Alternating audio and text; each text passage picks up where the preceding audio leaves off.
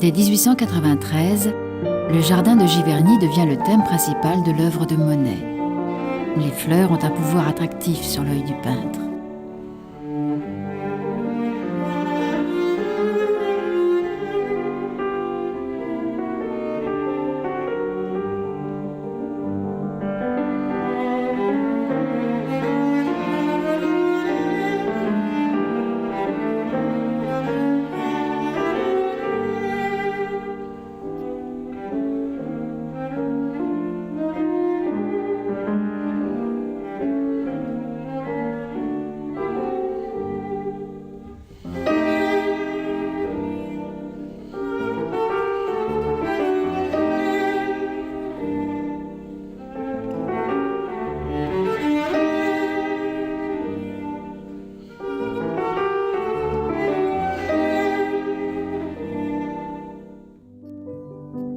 Le bassin est alimenté par une eau claire et limpide qui n'est pas perturbée par le flux du cours d'eau qui coule à proximité.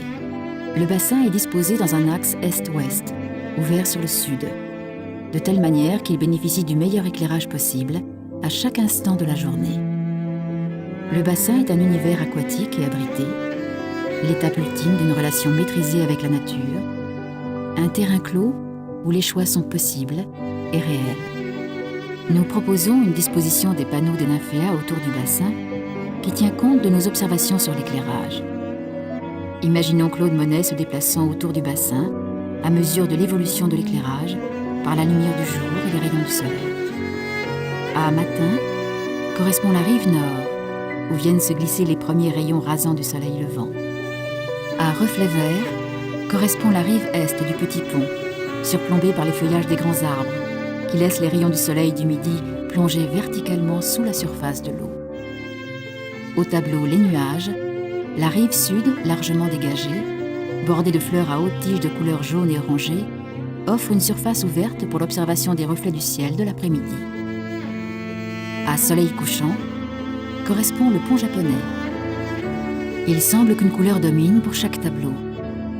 Monet a su disposer une grande variété d'espèces végétales propres à varier leurs reflets et leurs couleurs selon l'heure et l'éclairage. Les fleurs de nymphéas se développent en toute tranquillité et le ciel, les nuages et les plantations environnantes se mirent en reflets changeants sur la surface immobile. L'aménagement des ponts est évocateur du goût prononcé pour l'art japonais, en vogue à cette période chez les artistes et les hommes de lettres français. Les allées du clos normand et du jardin d'eau qui serpentent parmi les herbes de la rive du bassin sont les chemins de ses errances et révèlent à la fois sa quête du motif et les endroits où le peintre observait et peignait.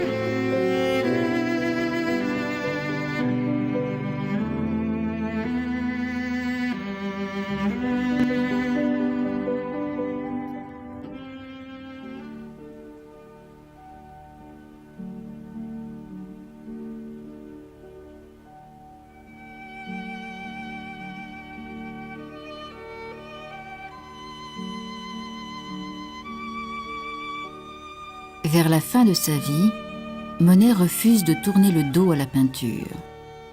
Monet refuse de s'isoler dans sa chambre noire et d'abandonner son jardin.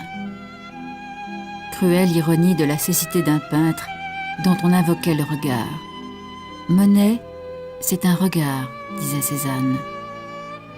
Cruel retournement de destin pour un homme dont la vie était vouée à l'éveil du regard. Monet disait en 1925 « Je ne dors plus par leur faute.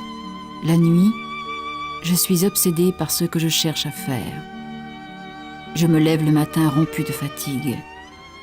L'aube me rend du courage mais mon anxiété revient dès que je mets les pieds dans l'atelier. Que c'est difficile de peindre.